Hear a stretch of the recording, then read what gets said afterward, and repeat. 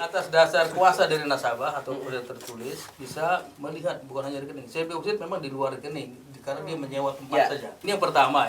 Yang kedua dengan upaya paksa, dengan sudah penyelidikan 2 alat bukti yang cukup, ada 2 alat bukti sehingga jadi penyidikan, ada pidana, ada tersangka. Kalau ini ya sudah bisa dengan upaya paksa. Pintu masuk itu sudah terbuka. Okay. Jadi kan yang susah tuh kalau nggak ada pintu masuknya. Ini ada pintunya. Udah ada pintu masuknya, tinggal itu tadi Masuk. kemauan ya. Jadi kalau uang cash ada di situ ya saya juga jadi ya harusnya volley shoppingnya kan nggak boleh kalau uang cash kan. Nah kalau uang cash itu kalau nggak boleh karena kita jadi nggak tahu kan. Lagian ngapain nyimpen uang cash di situ kan? Kalau surat berharga oke lah ya. Apa itu deposito lah dan sebagainya. Jadi menurut saya sih pendekatannya adalah dia sudah menyembunyikan pasal 4-nya, menyembunyikan hasil kejahatan.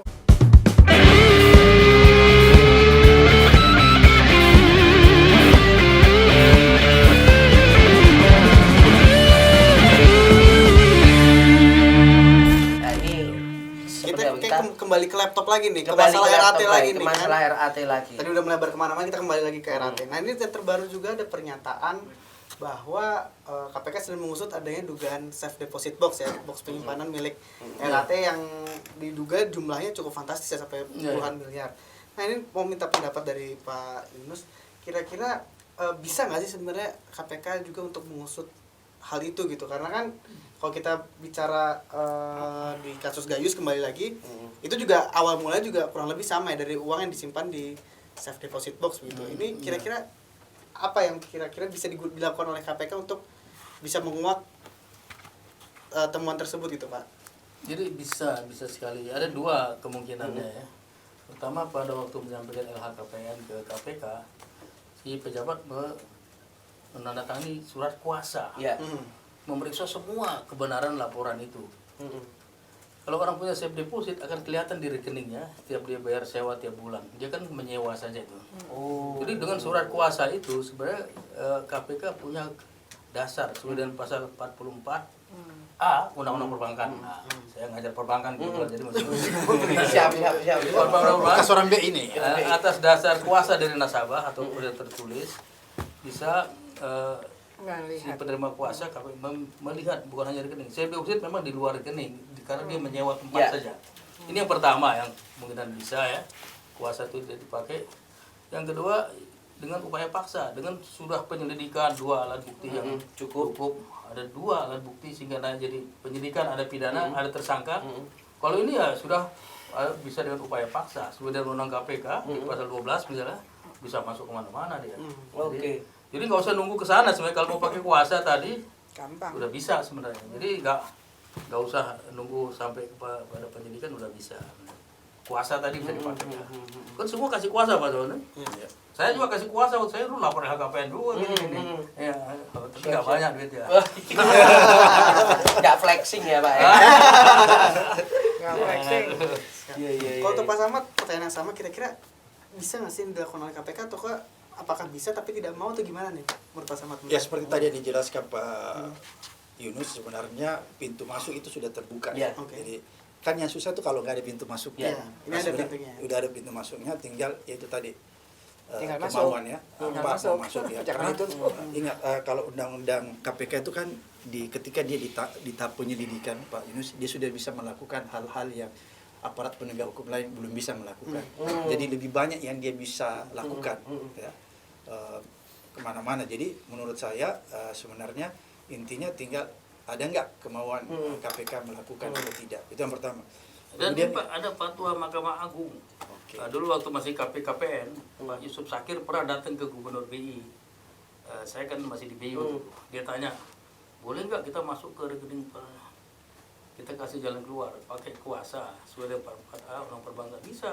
Jadi no more bank secrecy for KPK.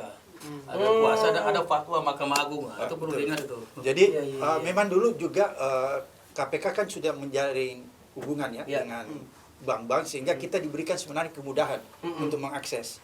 Sama tadi seperti saya katakan bahwa dulu Pak Yunus kalau ada hal-hal yang sifatnya urgent, Pak Yusuf itu langsung datang tuh. Saya ingat dia bawa dari map coklat itu ya. Udah ada tuh nama-nama di dalam. Makanya seingat saya dulu memang saya nggak tahu kalau gelondongannya dan itu bukan diserap. Lupa juga namanya dia. Pasti lupa. Oh iya. Jadi dulu dulu yang sayangnya itu Senturi yang diserahkan kalau Artinya PPATK langsung datang ke KPK langsung. iya dia menyerahkan karena gitu. itu kan hal Tidak. sifatnya sangat rahasia kan. Kadang-kadang Pak Yunus dulu dia bilang begini, saya ini Pak Bram nggak mau percaya orang lain yang bawa. Kadang-kadang dia bilang begitu. Jadi dia langsung pasti sama juga dengan Pak Yunus langsung datang serahkan. Seingat saya dulu yang Pak Yusuf bawa itu Seperti Senturi, ya kasus-kasus besar ya dulu ya. Saya nggak tahu kalau ada seperti yang tadi Pak Yunus katakan ini ada gelondongan ya, ada beberapa nama situ langsung dimasukkan sebagai transaksi yang mencurigakan sehingga itu tadi sebenarnya. Saya dikit ya, ini kan ada istilah PPATK menerima 6 laporan transaksi mencurigakan, transaksi tunai untuk di batas 500, transaksi cross border cash carrying kalau keluar negeri bawa duit 100 juta declare, kemudian IFT internal fund transfer instruction kalau kirim uang online tidak mengenal jumlah dilaporkan, kemudian transaksi penyedia barang dan jasa toko emas, car dealer, real estate agent untuk 500 juta ke atas, dan terakhir profesi akuntan, advokat, PPAT itu yang banyak lapor notaris PPAT 6 laporan. Memang yang paling berat bobotnya transaksi mencurigakan. Ini dia didalami biasanya kalau menyangkut penyelenggaraan negara, itu jumlah yang besar atau sedang terkait dengan kasus yang ada, kita dalami. Jadi yang disampaikan ke PPATK ke penegak hukum bukan transaksi mencurigakan, bukan sama sekali.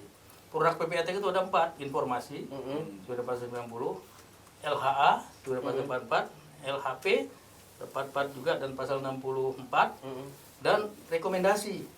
Jadi yang dikasih KPK tuh, yang dari PPATK bukan transaksi mencurigakan. Transaksi mencurigakan dilapor oleh bank ke PPATK, disimpan di PPATK. Yang keluar adalah hasil analisisnya yang sekarang dalam kasus ini. Nah itu yang harus ditindaklanjuti dengan penyelidikan ya oleh para penyidik. Yang tadi kan udah dapat umpan dari striker bikin gol. Jadi begitu, bukan transaksi mencurigakan yang disampaikan seperti yang dilaporkan di media banyak sebut, bukan, sama sekali bukan.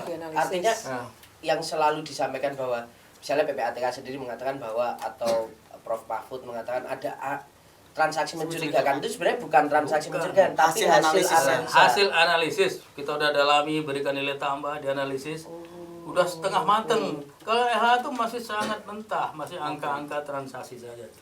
Jadi LH itu sistematiknya begini, pertama bagaimana kasus posisinya, yang kedua siapa profil pejabat ini atau nasabah. Yang ketiga, bagaimana kesimpulan hasil analisis. Keempat, hasil analisis yang keempat baru kesimpulan. Indikasi pidana apa? Tidak. Kalau nggak ada pidana kita masukin database lagi. Jadi yang dibagikan tuh bukan transaksi mencurigakan. Tidak pernah dibagikan karena yang lapor tuh bank ke PPATK itu disimpan. Hasil analisisnya lah yang disampaikan oleh PPATK. Artinya sebenarnya data dari PPATK yang masuk sekarang ke KPK pun sebenarnya sudah cukup. Sudah didalami. Ya, 70% mungkin ya Pak, kalau tinggal kematangan gitu ya. Udah matang lah. Jadi kalau makanan itu sudah hampir matang. Ya, udah hampir matang benar ya. Matang ya. Tinggal perlu sedikit klarifikasi, penyelidikan, cari bukti permulaan, setelah itu naikin jadi penyidikan. Kalau enggak ya dia silakan dihentikan. Karena yang berhak menentukan ada enggak pidana itu adalah penyidik, bukan PPATK. Penyidiknya. Jadi sebenarnya tinggal dicari deliknya. Ya. Iya, Ada enggak? Delik itu adalah ada enggak peristiwa pidananya? Tinggal itu aja. Tinggal itu aja ya Pak ya. Jadi mudah sebenarnya. Iya. Nah, buat apa sih itu? Bu Yanti ini masih sama nih pertanyaannya nih terkait safe deposit box itu. Secara aturan berarti memang kalau dari Pak Samad menyatakan bisa, dari Pak Yunus menyatakan bisa juga. Kalau dari Bu Yanti gimana pandangannya? Apakah bisa atau jangan-jangan ada semacam tanda kutip potensi pelanggaran administrasi begitu oleh penegak hukum bila cawe-cawe ke SDB tersebut? Ya kan kalau saya lihat gini ya, mungkin Pak Yunus karena orang bank ya, kalau filosofinya safe deposit box itu adalah kan menyewa pada bank yang bersangkutan. Persyaratannya antara lain yang menyewa itu harus nasabah di bank itu, itu secara umum ya. Kemudian yang disimpan tuh surat berharga, perhiasan, misalnya ijazah, emas batangan, tapi memang nggak disebutkan uang, tapi nanti di bawahnya ada tulisan dan hal-hal yang Yang tidak boleh itu adalah yang dilarang, misalnya narkoba nggak boleh dan sebagainya. Dan yang diperbolehkan sesuai dengan peraturan bank-bank itu. Jadi kalau uang cash ada di situ ya saya juga jadi ya harusnya filosofinya kan nggak boleh kalau uang cash kan.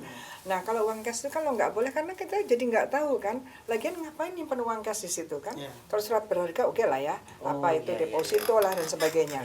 Jadi menurut saya sih pendekatannya adalah dia sudah menyembunyikan pasal 4-nya, menyembunyikan hasil kejahatan. Kalau yang lain-lain ini kan pasal 3. Ya.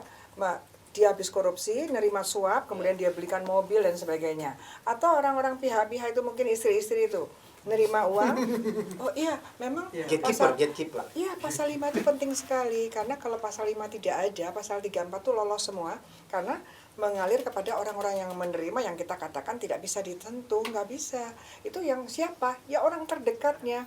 Nepotisme kan, orang terdekatnya, keluarga atau koleha yang terdekatnya. Nah itu memang begitu. Kalau nggak ada pasal 5 kita kalau dulu yang Undang-Undang 2003 itu antara yang memberikan dan menerima pasal 3 dan 6 itu sama pidananya. Sekarang yang menerima pasal 5 tinggal 15 tahun. Kalau dulu sama-sama 15 tahun. Ya, di Amerika juga masih sama gitu. Kita nggak sekarang menerima lebih ringan. Nggak tahu dulu yang bikin Pak Yunus 2010 ya.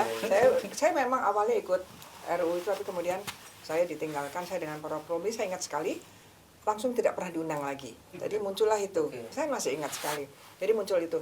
Jadi menurut saya itu. Jadi waktu Gayus juga deposit itu terakhir, belakangan baru ternyata punya gitu kan. Punya ada ini. Dan mohon maaf aja Pak Yunus, itu mungkin perbankan juga harus lebih taat bahwa harus dilaporkan. Betul tadi sampaikan bahwa yang transaksi mencurigakan itu dari bank atau lembaga keuangan yang harus lapor ke PPATK. Di PPATK itu sudah dilakukan sedemikian rupa pendalaman. Dulu saya tahun 98 sampai dengan 2000 tuh di dalam disertasi saya dengan promotor saya dan co-promotor lagi memikirkan apakah bisa nggak ya LHA itu menjadi alat bukti. Tapi terlahir nggak bisa, tetap nggak bisa, hanya info hanya informasi. Petunjuk kalau dalam pembuktian. Iya, tapi petunjuk itu kan 181 kan alat bukti. Petunjuk di KUHAP kan alat bukti. Jadi memang mendua bilangnya petunjuk lah. Petunjuk kan alat bukti. 181 petunjuk itu KUHAP itu alat bukti. Ya kan? Nah, kalau memang mau bilang petunjuk ya itu alat bukti. Tinggal dikasih alat bukti lain yang lebih kuat. Kan gitu. Nah, ini juga memang nggak serius sih menurut saya ya. Nggak serius jadi menyisih-nyisihkan gitu ya karena memang belum dibersihkan semuanya. Ya, dan mungkin Pak Yunus menyampaikan kan hari ini kan saking marahnya ya ada pihak yang marah, tolong yang 300 triliun itu bagaimana transaksi apa namanya kan nggak boleh disampaikan kalau namanya dan sebagainya. Ada ancaman pidana 4 tahun dari LHA yang jangankan LH bank yang sedang menyampaikan kepada PPATK tentang nasabahnya tidak boleh membocorkan kepada nasabahnya bahwa rekeningnya sedang diperiksa. Itu ancamannya 4 tahun. Nah ini kan kita harus luruskan. Gitu. Jadi aku saya jadi host silahkan Pak jawab. Jadi menurut saya gampang ini pidananya.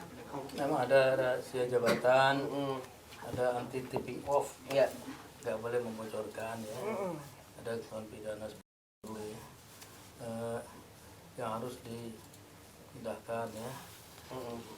Harus. PPATK juga nggak bisa diintervensi. Iya, sudah sedemikian rupa. Dikte nggak bisa. Ada ancaman pidana di pasal 17. Kalau intervensi ada pidana juga. Cuman memang bikin penasaran angka 500 triliun banyak kan? Iya. 300. Kerupuk berapa banyak tuh? Kepal merah ini Pak. Kepal merah nggak habis ya. Jadi sebenarnya perlu pemahaman yang pas mengenai jumlah 300 T ya. Mutasi. Ya, 300 T berapa orang tuh? 40 sekian 400 orang ya. 600.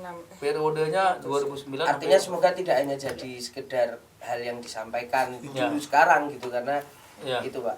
Jadi periodenya lama, 2023 itu 14 tahun. Orangnya 400 lebih.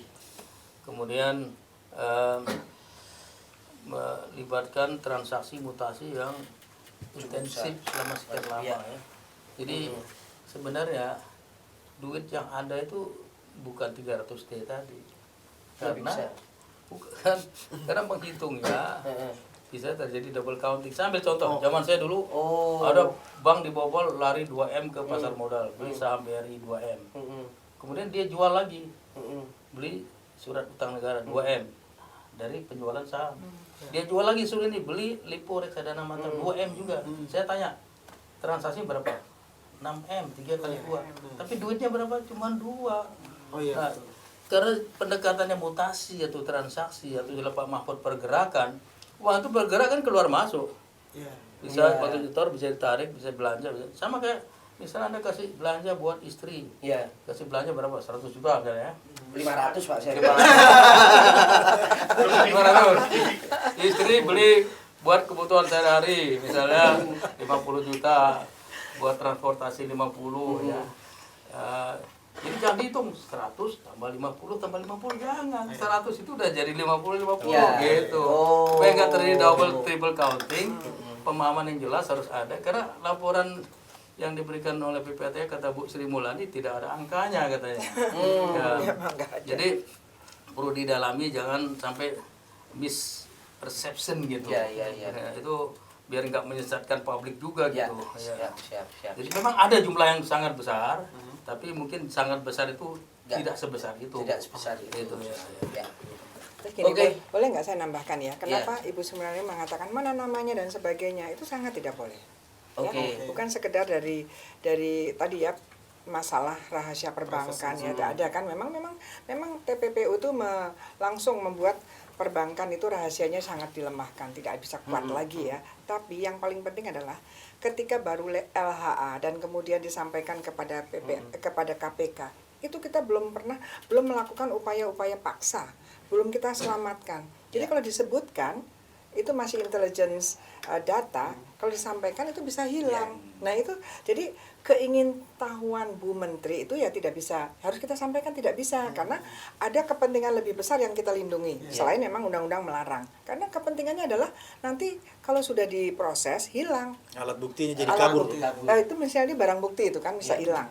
Belum lagi nanti saksi-saksinya bisa keluar negeri, belum kita cegah. Nah itu jadi banyak hal ini yang harus disampaikan kepada publik dan juga saya pikir juga ya setingkat menteri eselon 1 tuh ya harus memahami TPPU juga ya kan yang tadi disebutkan itu adalah dari sini 2M 2M.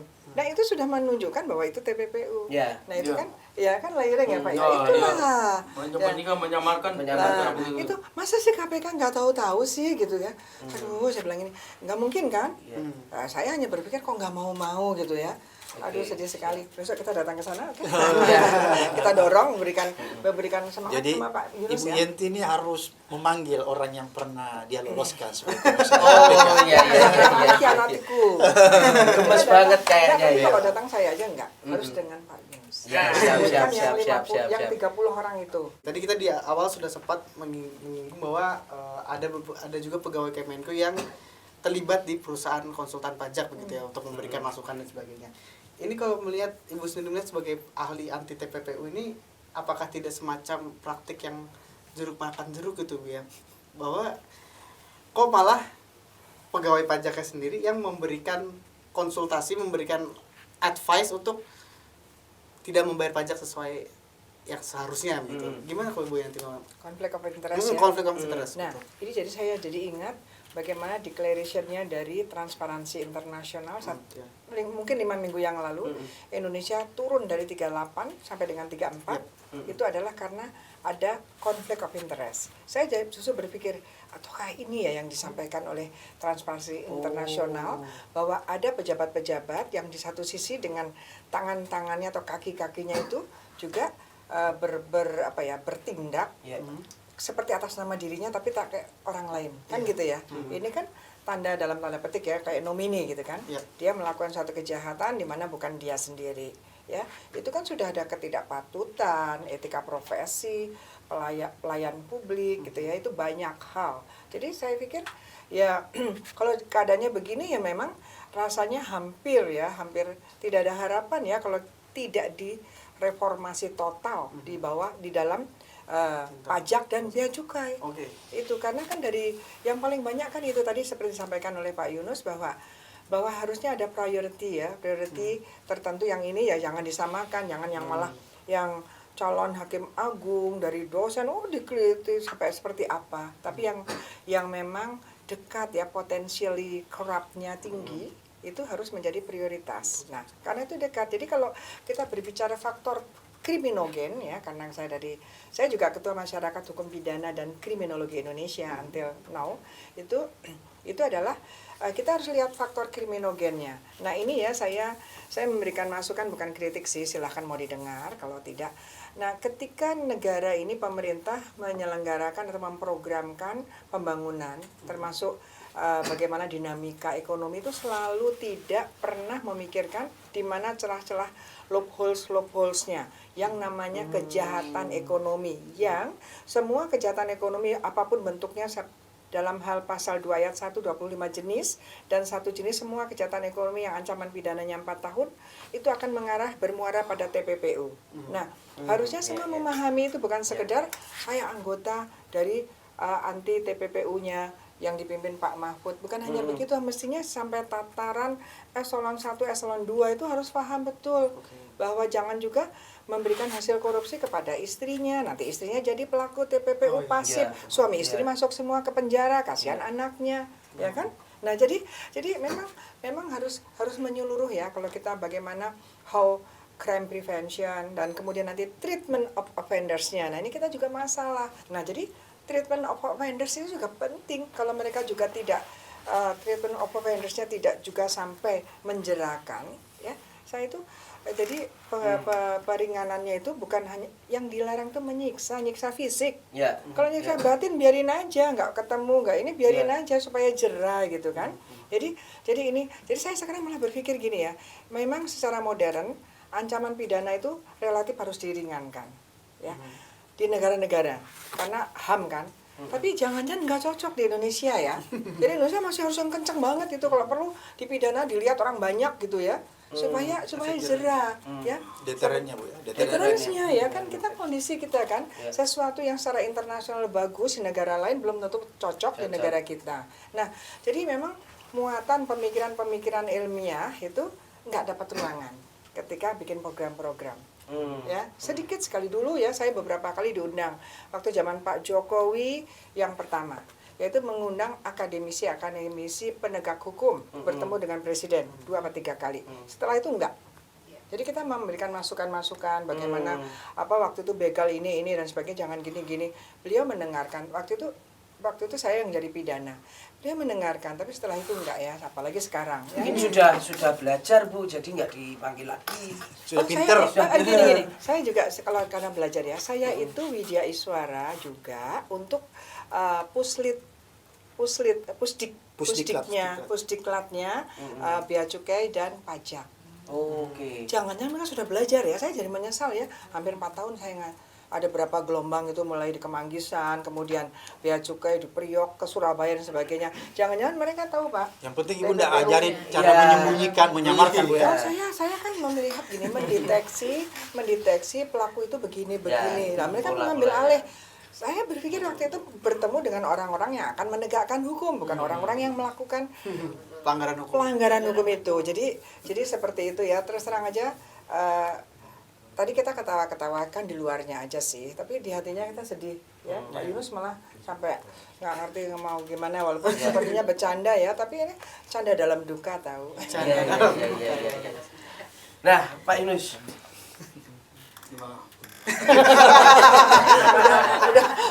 Udah lemas nih Pak Yunus. Iya, Pak Yunus. Iya. Semangat Pak Yunus. Ini Pak Yunus ini jadi semangat tapi ngenes. ini kan disampaikan kemarin oleh KPK juga bahwa RAT ini kan ada gengnya di dalam Kementerian Keuangan. Ada. Berarti kan ini kan sangat mungkin bahwa ini ada jaringan gitu Pak. Ada jaringan mungkin yang saling saling membackup dan lain sebagainya. Nah, kalau dari PPATK sendiri sebenarnya Pak, kalau PPATK hari ini ada cara apa yang bisa efektif untuk membongkar tersebut? Ini kan benangnya kan kayak kusut itu Pak. Kata orang Jawa kan bulet itu benangnya. Nah, PPATK itu di situ perannya gimana Pak untuk bisa membantu mengurai itu semua? Ya, dulu sebenarnya kita pernah diminta Menteri Keuangan ya untuk mengecek gitu ya, teman-teman Jadi pajak kalau nggak salah sudah pernah ya. Kita udah lakukan, kita berikan juga ya. PPATK itu kerjanya dua cara, bottom up, Ya. sistem yang mendeteksi, dilaporkan, kita dalami, kita analisis. Kalau ada indikasi pidana, misalnya penyelenggaraan negara, jumlah besar, berkait kasus tertentu, ada indikasi pidana, kita teruskan ke penegak hukum, itu bottom up. Dia bisa juga top down tuh diminta, Menteri Keuangan meminta, sesuai dengan pasal 90 boleh, penyidik meminta, boleh. Kita carikan di database, kalau enggak kita mintakan ke industri keuangan, kita analisis, kita kasih nilai tambah, kita berikan kepada peminta. Ya. Itu cara kerja PPATK di dalam mencegah, memberantas pencucian uang. Sekali lagi PPATK itu seperti midfielder yang lupa, gelandang yang hanya memberikan umpan saja kepada para striker tadi. Striker lah yang bertugas menciptakan gol. PPATK nggak boleh menciptakan gol. Bukan eksekutoral. Bukan eksekutor. LHA bukan alat bukti. LHP bukan alat bukti karena standar internasional seperti itu. Kita namanya Financial Intelligence Unit. Produk intelijen itu bukan alat bukti. Produk BIN saja nggak jadi alat bukti. Kecuali pengadilan yang menetapkan itu. Jadi itulah peran PPATK. Jadi dalam satu kesebelasan yang baik memang semuanya harus kuat. Midfielder kuat, striker kuat. Nggak bisa hanya sebagian saja yang kuat, semuanya harus kompak dan harus kuat, harus kerjasama, koordinasi yang baik, persepsi yang sama, sehingga tujuan bersama bisa tercapai. Kalau enggak, wah masalah begini terulang terus. Tapi artinya kalau belajar dari kasus RAT ini yang disampaikan bahwa dia ada beberapa orang yang lain juga, berarti artinya PPATK juga seharusnya sudah mengendus itu ya Pak, maksudnya nggak cuma kecurigaannya di dulu pernah RAT, kita ya? dulu pernah kita diberikan nama-nama dicek oleh singkat oleh Menteri Keuangan ya. Mungkin sebagian hasil yang saya sebutkan tadi, tapi saya sebenarnya lupa. Tapi ya di dalam itu sudah ada perbaikan sejak Satgas dulu dia buat Kidsda, di direktorat dia sendiri ada pengawas internal level dirjen, tadi direktorat Kidsda level dirjen sudah bagus. Saya yakin lebih baik dari dulu dan masih ada orang-orang baik sebenarnya ya, sebagian besar tuh muda-muda sebenarnya.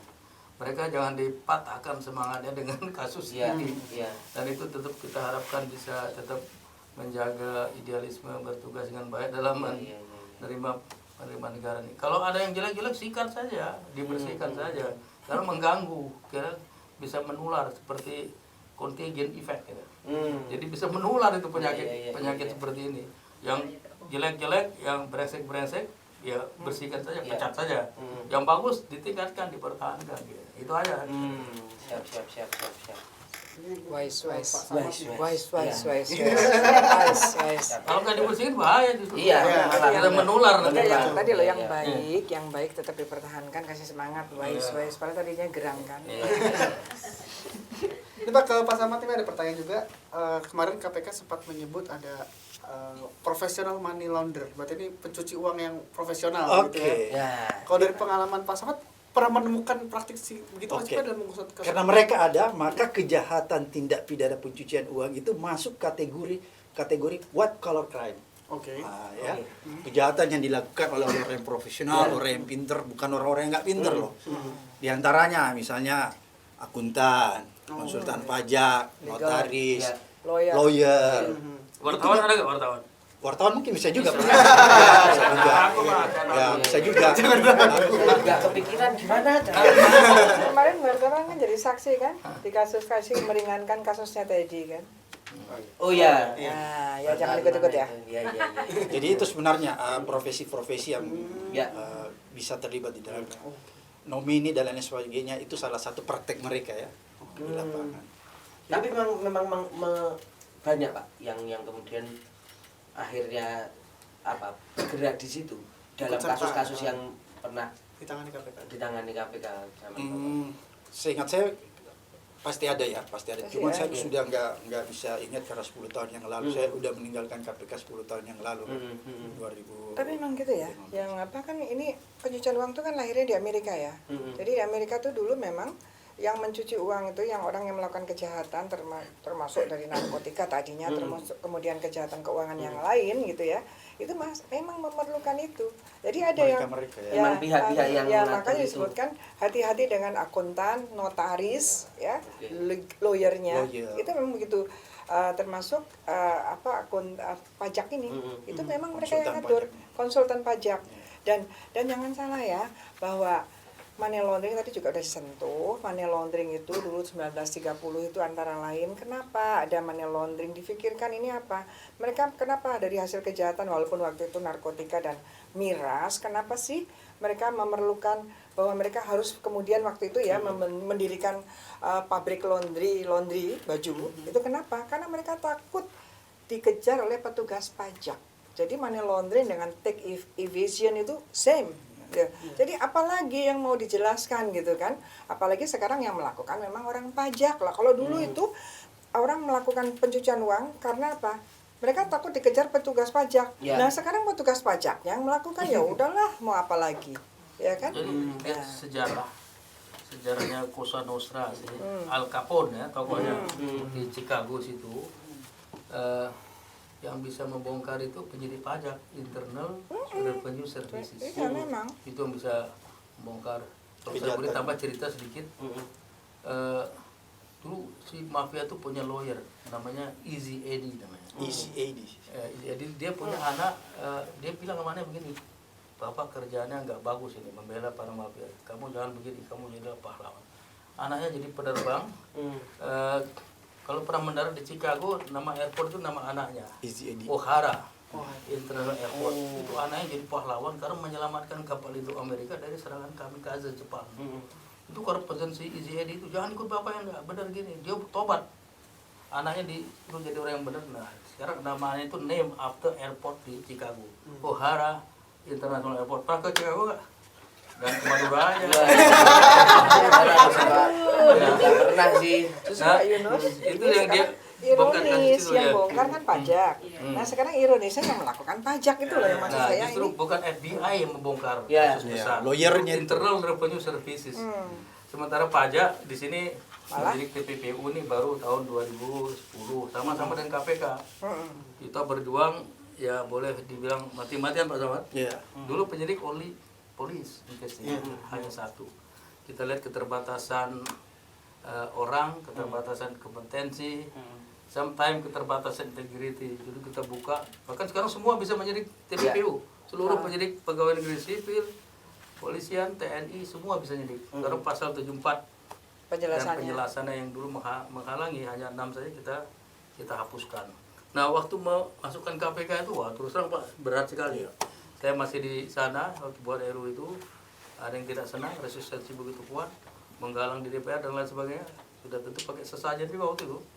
Nah, tapi untung kita bisa golkan sehingga waktu KPK 2 tahun pertama tidak mau jadi TPPU, wah saya agak gerah juga itu. Pak Yusuf apalagi. Karena kita berhasil kita buat, kok senjata ini nggak banyak dipakai gitu. 2 tahun baru masuk KPK, nah hasilnya ternyata banyak. Itu sedikit sejarah. Masih. Siap. Kita sudah di penghujung nih, Bung Tangan. Sudah di penghujung ya. Kita beri pertanyaan pamungkas mungkin. Apa itu? Ya, jadi ini kita sudah banyak berbincang segala macam bahwa mungkin kok bisa disimpulkan dari masing-masing narasumber sebenarnya mampu atau tidak sih aparat penegak hukum ya dalam secara umum bukannya KPK dalam ini untuk mengusut dugaan TPPO seperti yang terjadi di kasus RAT ini, karena kita kan mungkin RAT ini bukan satu-satunya orang yang berpraktik seperti itu, takutnya masih banyak pegawai lain di kasus pajak saja di sekitar 30 orang tadi disebut oleh Pak Yunus. Mungkin dari Pak Samad sendiri melihat bagaimana? Jadi begini, walaupun tadi saya katakan TPPU itu white collar crime ya, tapi sebenarnya modus yang dilakukan kalau di Indonesia, Ibu Yati, saya lihat itu masih konvensional, sederhana. Jadi kualitas serta profesionalisme aparat penegak hukum yang kita punya itu mampu sebenarnya. Tinggal lagi-lagi seperti tadi saya katakan, ada tidak kemauan untuk melakukan itu, karena sebenarnya pintunya udah terbuka. Tinggal ya tadi Pak Yunus bilang bola udah diumpankan, strikernya tinggal menggolkan aja sih sebenarnya, intinya begitu. Kalau kita coba menganalogikannya, Siap. karena modus-modusnya menurut saya masih sangat sederhana. Beda mungkin kalau di luar Bu Yeti ya, modusnya sudah semakin berkembang, sehingga betul-betul kalau kita lihat wah ini white collar crime bener nih. Gitu. Gitu. Untuk menguliknya, Iya. waduh jauh lebih susah ya Bang. Kalau sekarang mudah sih. Bisa lah. Antum aja pasti bisa. Siap. Udah lah, wartawan bisa. Apalagi investigator, wartawan Iya. aja bisa. Kalau Ibu gimana Bu? Masih Ya. yakin dengan Ya saya berharap penegak hukum ini sekarang harus menerapkan dengan paradigma yang seharusnya terhadap TPPU, yaitu ada dua, bukan saja dari kejahatan asal memunculkan TPPU, tapi kali ini memang ini yang menjadikan TPPU luar biasa 1988 adalah bisa masuk dengan TPPU terlebih dahulu, nanti muncullah kejahatan asalnya. Iya. Harus bisa, karena kita sudah taken dan kita sudah memahami, harus bisa, nggak bisa ya, kalau nggak bisa nggak usah jadi penegak hukum, ganti aja yang bisa-bisa aja, yang nggak bisa minggir. Gitu ya. Jadi harus ini demi bangsa, dan sudah difikirkan lama itu memikirkan TPPU itu, money laundering convention itu lama sekali difikirkan. Memang itu adalah solusinya ketika ada kejahatan tidak meninggalkan jejaknya, kejahatan asal itu, maka kita akan hadang dia nanti ketika dia menikmati. Nah gitu. Jadi yang disampaikan Namanya Ibu TPPU. Yeti ini cara hukum yang lebih progresif. Ya. Jadi aparat penegak hukum itu nggak boleh linear, nggak boleh deterministik saja. Karena kalau dia Konvensional. linear, deterministik cara melihatnya, maka dia sulit. Ya. Maka dia harus punya progresivitas. Iya. Ya. Dia digilas lihat oleh celahnya juga Iya. yang lain. Jadi penegak hukumnya jangan digilas oleh modusnya Iya, pelaku. iya. Jadi kita harus antisipasi modusnya begitu, kita hadang di sini gitu ya. Dan mungkin nanti kalau pemikiran ke depan ancaman pidana itu seperti ini aja, seperti Singapura itu nggak lama-lama, tetapi sanksi perdata itu banyak sekali, itu membuat mereka jerah. Jerah. Siap. Pak Ya, Yunus. Pak Yunus. Oh. Saya ingin mengutip Ya. Ini yang paling senior kan ya. statement di kantor FBI di Washington. Siap apa itu Pak Bosnya Yunus? namanya William Webster. Siap. Dia bilang the most effective way to combat a crime is cooperation. Saya ulangi ya. Oke. The most effective way to combat a crime is cooperation. Bukan hanya antara instansi Iya. pemerintah, tapi juga dengan masyarakat, dengan netizen. Yang bisa ngasih umpan, bisa Dengan wartawan. mengawasi, bisa menekan, bisa mendorong ya. Juga antar instansi pemerintah. Jadi banyaklah komunikasi terbuka, koordinasi, bertukar informasi, dan jangan ego sektoral. Harus mau bekerja sama untuk kepentingan tujuan bersama. Kita mengurangi kriminalitas dengan pendekatan uang. Kita kejar aset kejahatan dirampas untuk negara. Jangan berat di ongkos menegakkan hukum ini. Harus ada profit centernya. Rampaslah hasil kejahatan tadi. Jangan hanya negara ngeluarin duit banyak benar tiap tahun, sementara recovery-nya sedikit. Itu aja. The most effective way to combat crime is cooperation, termasuk masyarakat, instansi pemerintah, semuanya harus bekerja sama. Jangan mau berpikir untuk dan sendiri saja. Makasih. Siap. Wah, luar biasa. Untuk obrolan kita pada hari ini ya, luar biasa sekali. Terima kasih Pak Yunus. Terima kasih. Selalu Ya. Henry. Pak, selamat, semoga ya kita harapkan ini semua bisa akhirnya ada jalan keluarnya lah, terbongkar juga untuk memenuhi rasa keadilan publik juga ya. Gitu. Terima kasih teman-teman. Saya Tatang Guritno dan rekan saya Aditya Ramadan. Kita ketemu lagi di episode Gaspol berikutnya. Tetap ngegas dan tetap nampol.